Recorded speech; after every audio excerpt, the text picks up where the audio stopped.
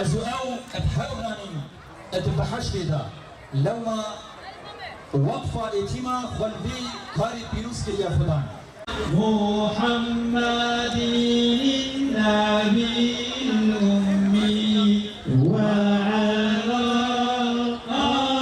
آله وصحبه وسلم.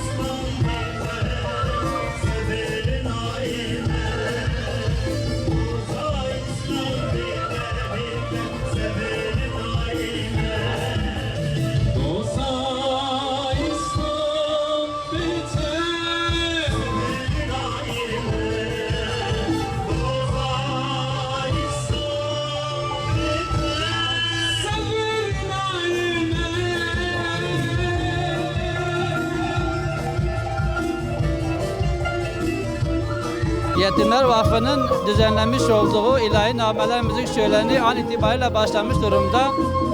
Emeği geçen herkesten Allah razı olsun. Buradan bizi seyretmekte olan, bizi dinlemekte olan herkesi Allah'ın selamıyla selamlıyorum. İştirak edemin herkese teşekkür ediyorum.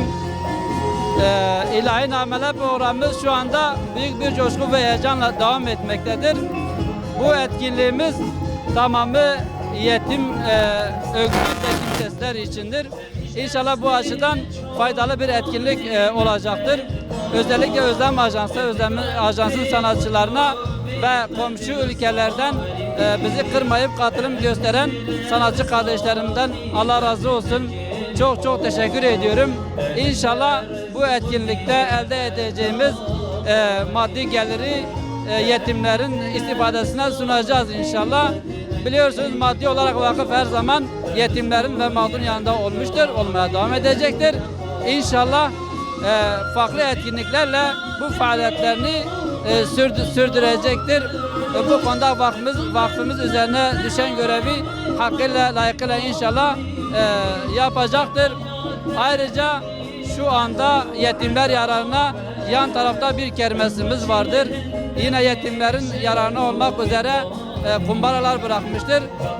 Burada elde edeceğimiz gelir inşallah onların harcamaları için istifadelerine sunacağız. Tekrar katılım gösteren, emeği geçen herkesten Allah razı olsun. Herkese çok çok teşekkür ediyorum. Hayırseverlere bir kez daha sizin aracınızla bir çağrıda bulunuyorum. Yetimleri sahipsiz bırakmayalım. Onları yalnız bırakmayalım. Her zaman desteklerini bize sunsunlar. İnşallah bizler de vakıf olarak köprü görevini ifade edeceğiz. Bu vazifeyi yerine getireceğiz ve onlara maddi manevi destek sunmaya devam edeceğiz inşallah. Bismillahirrahmanirrahim. Diyarbakır Umut Kervanı olarak 2 gündür yapmış olduğumuz bu güzel kermeste çalışmalarımızı ayın 18'i itibariyle nihayete erdireceğiz. İnşallah Yetimler Vakfı'nın da bugün gerçekleştirici bu konseriyle birlikte bunu doğruğa çıkarmış bulunmaktayız. Görüldüğü gibi bir şölen havasında geçiyor. Hamdolsun muhtaç yetimler ve kimsesizler yararına yapmış olduğumuz kermeste bizim isteğimiz, dileğimiz bu çaresiz insanların yüzünün gülmesi, onlara destek olma maksadıyla bu etkinliği gerçekleştirdik. Ben öncelikle bu alanda bulunan ve bu alanın dışında bizlere katkı ve destek sunan tüm esnaflarımıza, Diyarbakır halkı başta olmak üzere tüm hayırsever bağışçılarımıza sizin adınıza çok teşekkür ediyoruz. Konserle birlikte şu anda tam bir şenlik, tam bir coşku alanındayız.